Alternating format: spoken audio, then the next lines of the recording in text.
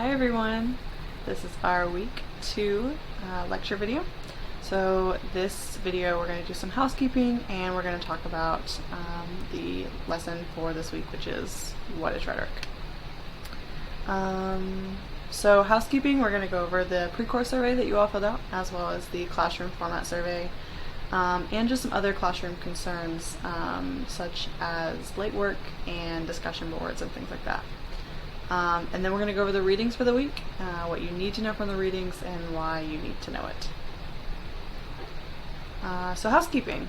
We've got new tech coming. It's not really new tech, it's new platforms. I'll be introducing things like Flipgrid into the discussion boards. So Flipgrid, just to give a quick example, is sort of like Facebook Live or Instagram Stories, where you can just pick up your phone, record a video, and you'll be able to post it into our discussion boards, into like a Flipgrid section of our discussion boards. So those will be optional. You don't have to do them if you don't like want to put your face in the camera, but there's something fun to do where you don't have to type out a bunch of text. So that will be coming soon. That will probably start either next week or the week after. We'll also be implementing some group work. Now I can safely say that I am not the biggest fan of group work. I understand it can be super daunting, and especially in a time where we're asynchronous and we're supposed to be social distancing. The group work that we're going to do will be pretty asynchronous still. It'll just be things like using Perusal, which is another new platform, to edit documents together. You'll be using things like Google Docs, so you can edit assignments, and you can edit those assignments live, things like that, but we'll talk about those things later. Also, a lot of you in either I think it was the pre-course survey, answered that if we did do group work, you'd want people with similar interests, so I'm working on that. That's why the group work is going to take a little bit longer, just because I want to make sure that the people in their groups have people that kind of collaborate with, that have similar interests or similar majors, things like that. So we'll do that soon. I'm also going to be starting these weekly videos. So this week, since it's kind of short notice, I'm just recording a week and like sort of a lecture for you. But within the coming weeks, I'll be doing Zoom. So you guys can join in, ask questions, participate if you want to. And there might be some extra credit involved in that. But again, just watch for that announcement. Workload management.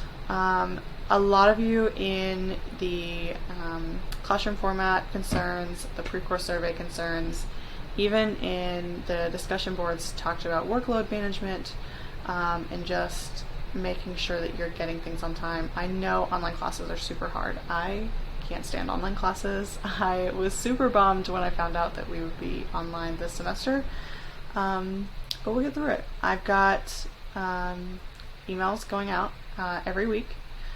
You've got pages in your Canvas modules, so the very first thing every week is a page, and that'll list everything you need to do for the week. I also am on Remind, so if you haven't joined our Remind text messages, that's what you need to be doing this week, because I send out text messages all the time and say, hey, you know, like this is due today, this is due in 2 weeks or whatever, or look at this, my office hours are open. I'm sending a lot of announcements, but they're all to benefit you. They're all to make sure that you're caught up and you're doing your work and you're getting it on time and you're getting the grade. As many of you know, because you should have read the syllabus, I'm doing a grading contract. So you do the work, you put in the effort, you turn it in on time, you get the grade. It's not meant to be super hard. It's not meant to be super stressful. So if you're stressed, let me know. But we've got a lot of time management helpers going out, so that shouldn't be too much of a problem.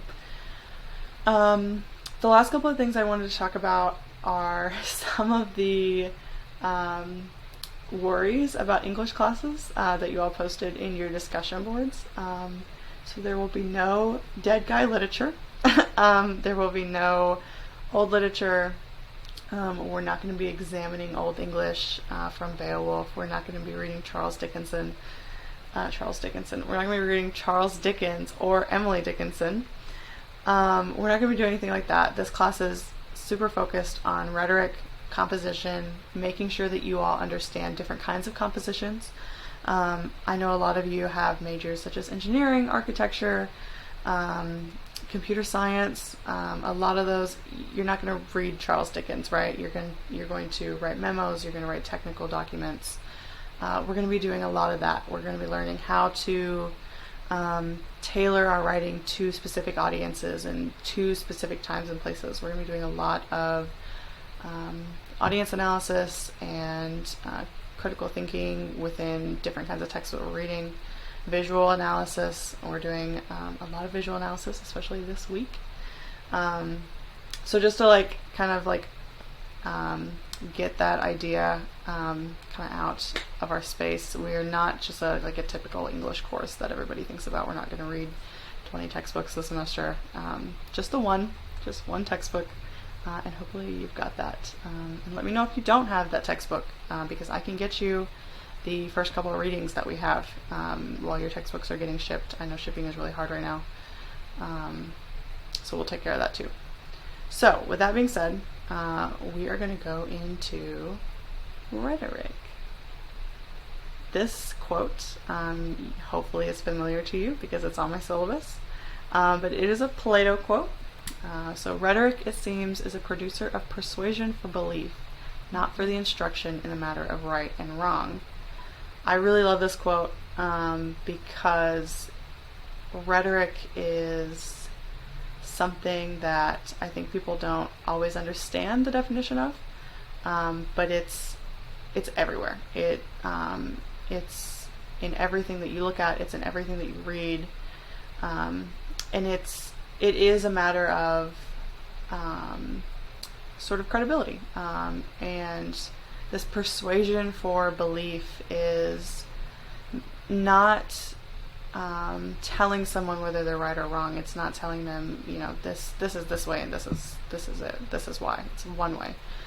It's kind of just showing, if take a flyer, for example. If you see a flyer, say you're walking through Clemson's library, and there's a flyer for an event going on, that is rhetoric. Why is it rhetoric? Well, especially, we've read in our textbook that the rhetoric of a flyer can be as simple as catching your attention and marketing towards you and having you believe that that's something that you're interested in by the way it looks, or maybe, they're offering cookies and soda, and maybe there's dogs there that you hang out with all day. It's sort of catering to you as the reader or as the viewer into creating action or doing an action. It's not necessarily about being right or wrong in an argument. And so that is what we're going to focus on this semester, is using rhetoric to create things and have people take action. Not necessarily just write argumentative papers all day. So with that being said, there are two definitions in our textbook that I want you to be familiar with. There's sort of this old definition.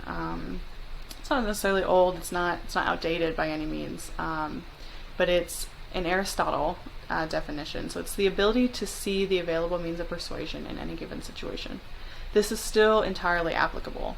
But our new definition is sort of taking that definition and expanding it into anything verbal, anything visual, anything multimedia that persuades a specific audience at a certain time and place. So again, if you see a flyer in the Clemson libraries for maybe a get-together, like a bonfire or something, maybe graduate student government, your student government organizations, maybe they're doing a bonfire, or they're having a get-together or something, or tailgates, right? Those are specific audiences. Those are not catered towards our grandparents. Those are not catered towards people with children, typically. They're specific audience in mind, and they have a certain time and a certain place, right? And it's not just the time and place of 2 weeks before, so ahead of time. They're specifically in the campus library because they're catering towards students.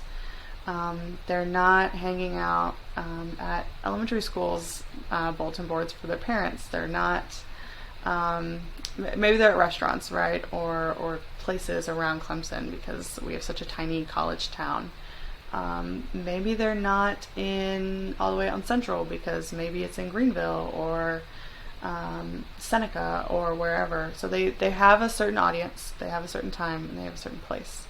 And that is beyond that immediate who, what, when, where, why.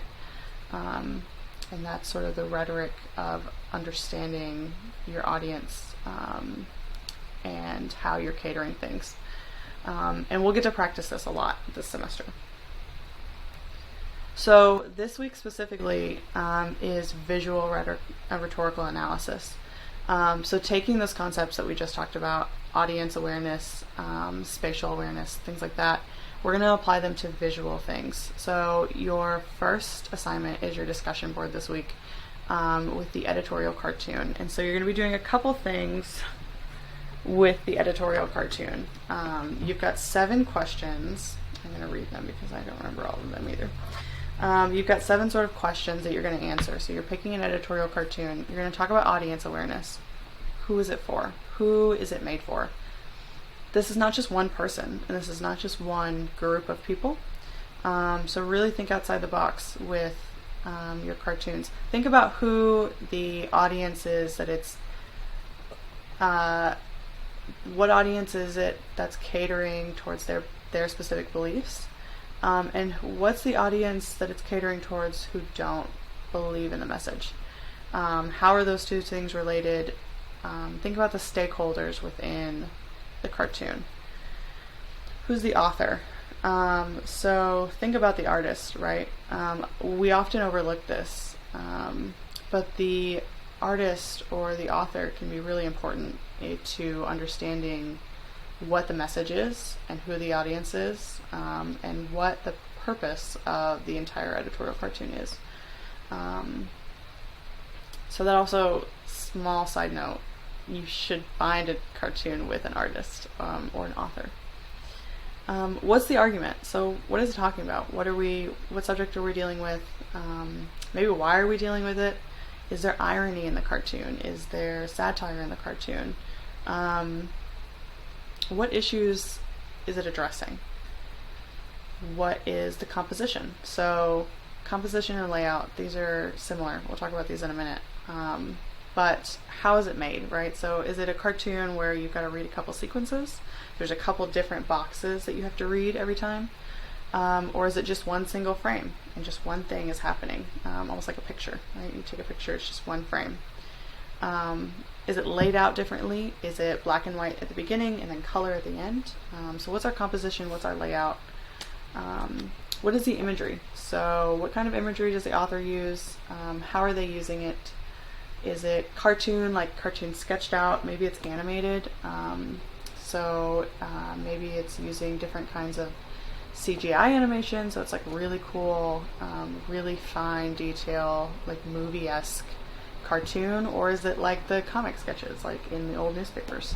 That's super important, and that will also kind of cater to what the rhetorical meaning behind it is, so what the overall meaning behind it is, and who that is catering towards. What's the tone of the piece? So is it serious? Is it funny? Is it supposed to make you think really hard, or is it pretty obvious?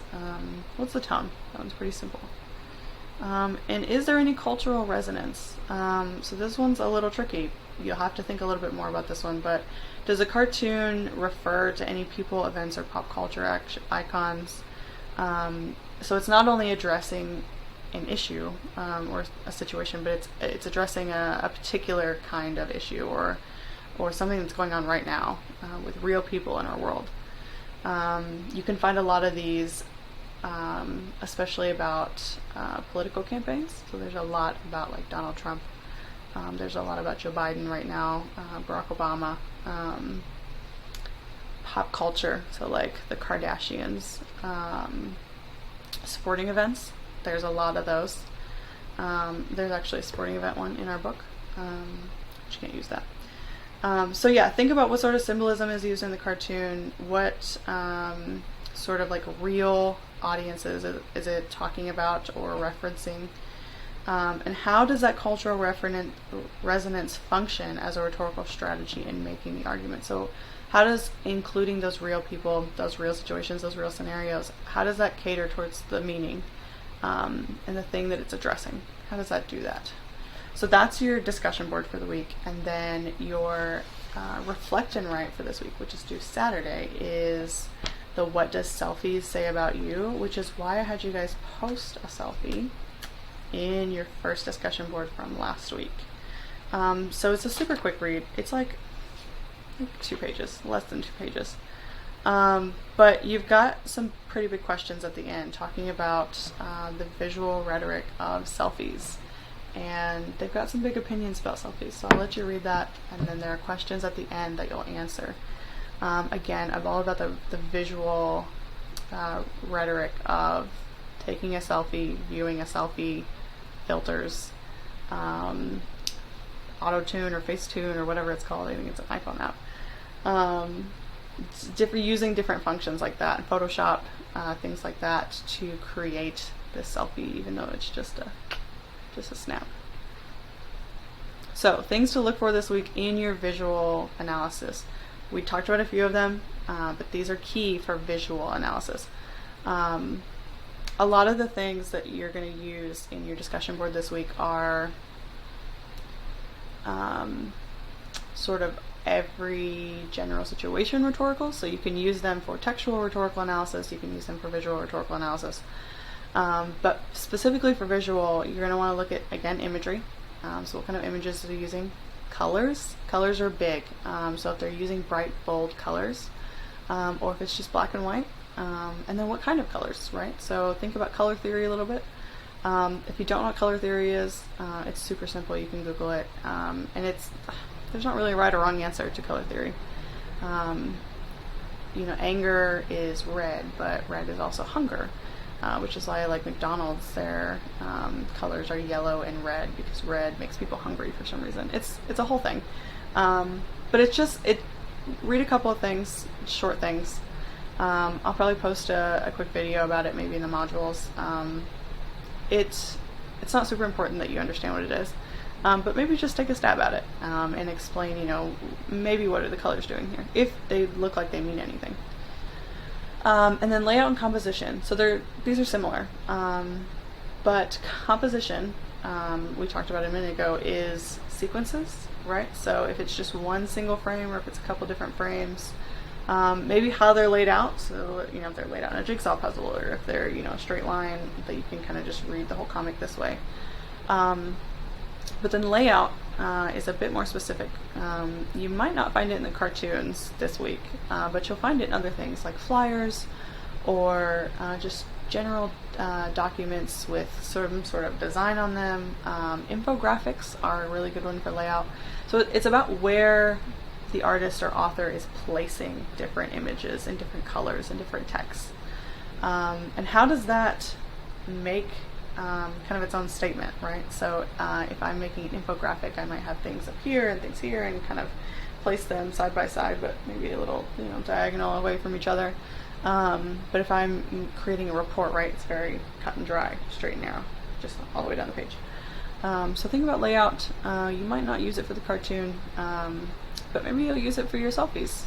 So on Snapchat, if you put little icons around a selfie, or little pictures, little GIFs or something, think about what that means and why those are there and what they say about the selfie, or the video, or whatever that's being taken. So that was a very quick video. I hope it doesn't take up too much of your time. Let me know if you have any questions. My office hours are done for today, but I do have office hours on Thursday from 2 to 3:30, or you can just email me and make an appointment. Again, we went through this super quickly, so let me know if you have questions.